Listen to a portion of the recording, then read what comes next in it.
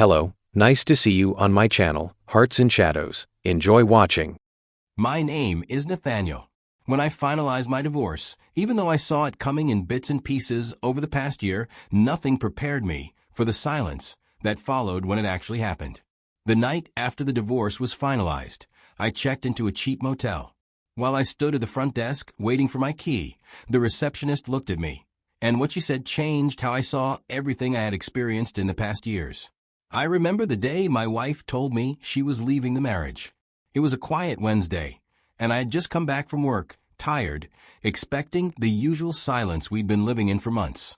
But the moment I opened the front door, I could see that Erica was sitting on the couch with her hands clasped in her lap, like she'd been waiting for me. From her posture, her stillness, and the way her eyes locked on mine the second I walked in, I knew something was coming, but I didn't expect what was coming. She didn't ask how my day was. Instead, she went straight to the point like she'd rehearsed it a dozen times in her head. "This marriage isn't working. You know it." That was the first thing she said. I froze right there in the doorway. For a second, I couldn't even process what she meant. I just stood there, staring at her, trying to read her face. Was she trying to stir up something? Was she hurting? Was this a joke? But she was calm. I couldn't figure out what to say to her before she pulled out a folder from beside her. Thin, neatly placed papers inside, divorce papers. She handed them to me and said she'd already spoken to a lawyer. Told me we didn't have to drag things through court since we didn't have kids and not much shared property. "My lawyer can talk to yours," she said. "We'll keep it clean." I opened my mouth to respond, to say something, but nothing came out. Because in that moment I could see it in her eyes. She was already gone, both physically and emotionally. She'd left me long before I noticed. So I nodded. What else could I do? I told her I'd get in touch with a lawyer, and that was it. I just kept thinking to myself, how did we get here? Even with the cracks showing lately, I believed if we held on a little longer, we could fix it. I thought love meant staying, even when it's hard. But for her, love meant leaving when it got too heavy. That night, I sat and thought about the whole thing for hours. Looking back on that last year of our marriage, I can honestly say that things didn't fall apart all at once. I didn't take notice until everything was just barely holding together. At first, I thought we were just going through a rough patch. Every couple does, right? But as the months went on, it became harder to ignore how far apart we'd drifted, even while sharing the same roof. Our first big fight was on a Friday night. Erica started saying she was going out with her friends, what she called a girls' night. The first time, I didn't think much of it. I figured she deserved a break to blow off some steam and reconnect with her female friends. But then the next Friday came, and the next, and suddenly it was a regular thing. That alone might not have bothered me, but it was the way she did it that set off alarms in my mind. She started dressing differently, clothes tighter, heels higher, perfume heavier.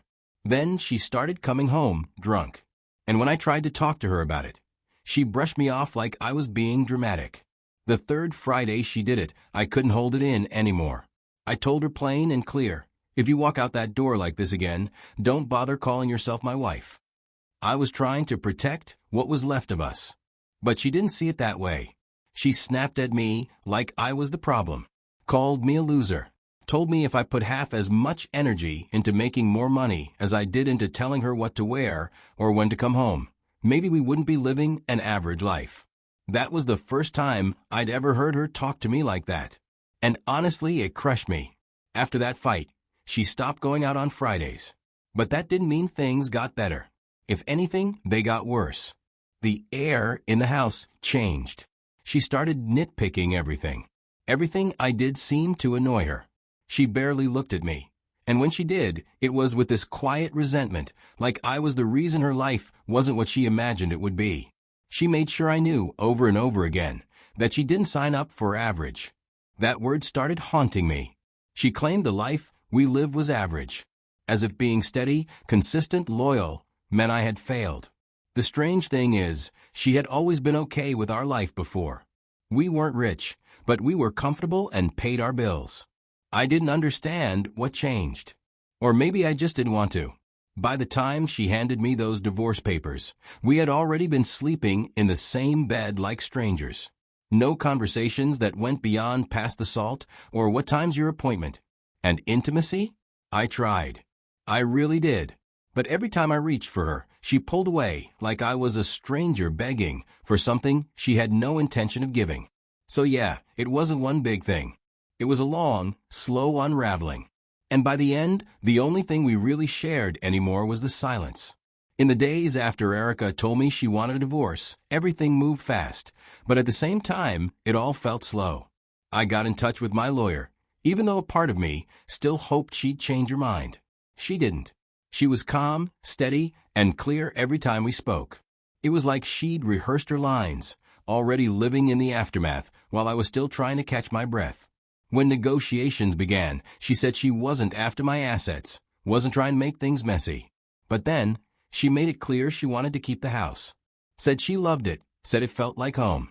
I don't know what hurt more, her asking me to leave the home we built together or realizing she was more attached to the house than the man she built it with. My lawyer didn't take that lightly. He immediately wanted to push back, to argue that I had every right to stay.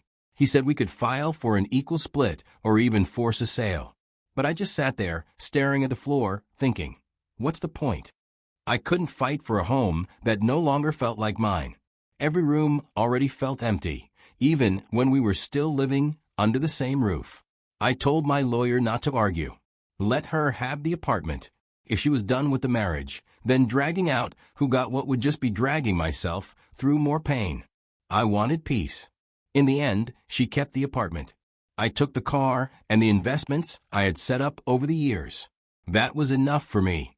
I packed my things up slowly and carefully. Every item I touched felt heavier than it should have. The drawers, the closet, the kitchen, all filled with pieces of a life that no longer belonged to me.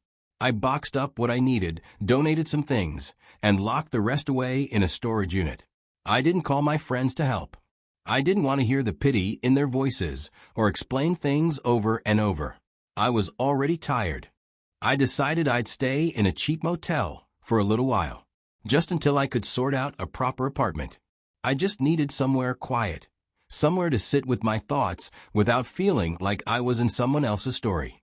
I told myself it would only be temporary, but part of me knew I needed that stillness.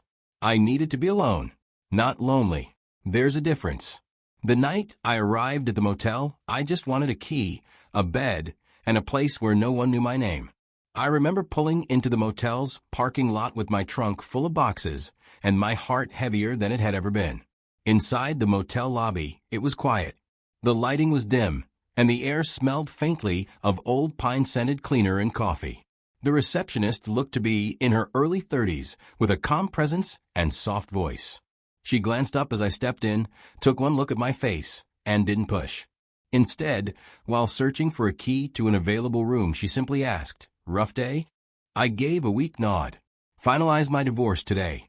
She didn't flinch as she just slid the key across the counter and said something that hit me harder than anything my ex had said in months. Some endings don't mean failure. Sometimes they just mean you stopped lying to yourself. I froze. Deep down, I knew she was right. I didn't say anything else.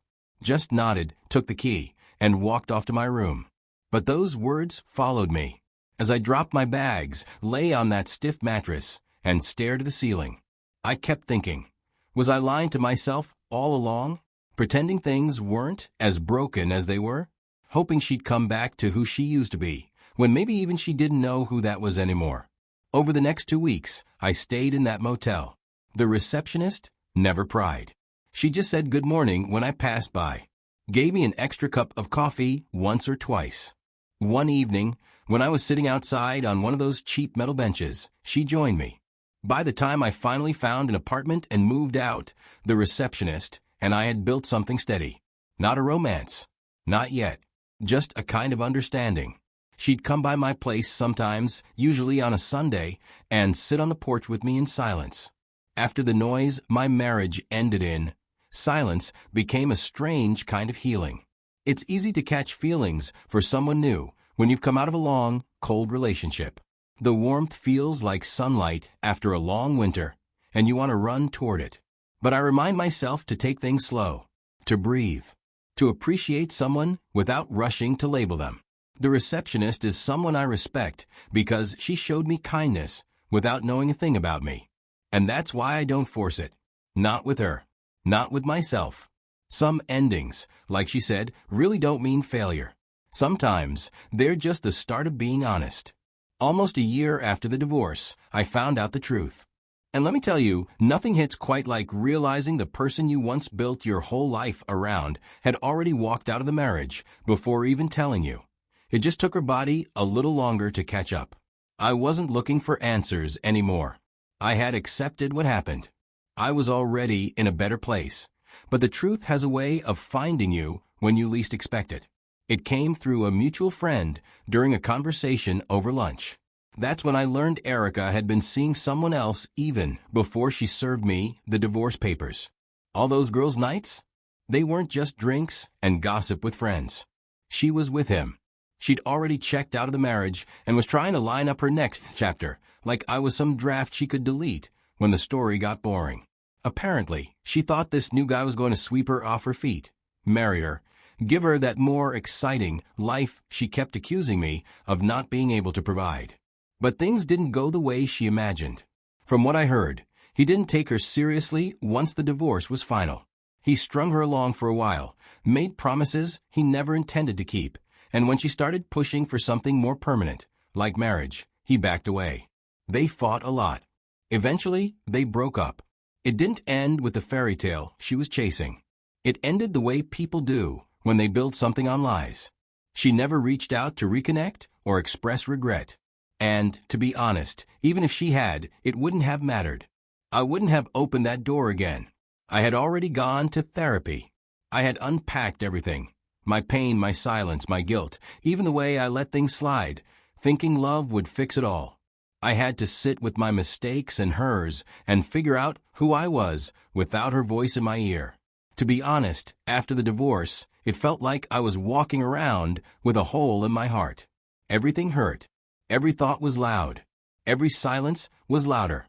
But looking back now, I can honestly say I've come a long way from the man who checked into that cheap motel, carrying a suitcase in one hand and a broken heart in the other. I'm not the same man who sat on the edge of that motel bed wondering what went wrong and if any of it had been real. Therapy changed me. It wasn't easy opening up. At first, I didn't even know what to say. Saying, I'm fine, even though I wasn't. But week after week, I started to unpack things I didn't even realize I had been carrying for years. My therapist helped me untangle all the guilt, the confusion, the feeling that maybe I wasn't enough. She helped me realize that just because someone didn't value me doesn't mean I wasn't valuable. That hit hard. One of the biggest shifts came when I stopped asking why Erica left and started asking myself what I actually deserved. I don't think I'll remarry again, not because I'm afraid, but because I've made peace with solitude. I've learned to enjoy my own company. But I'll say this, I'm open to a relationship if it's with a woman who sees me clearly, who values what I bring, not just what I can provide, but who I am. I won't settle for being tolerated. I want to be appreciated, respected, loved, not managed. So yeah, I've moved past the pain. Not because I forgot it, but because I faced it. I'm not angry at Erica anymore. I understand now, some people leave when they don't recognize the version of themselves they see beside you. And that's okay.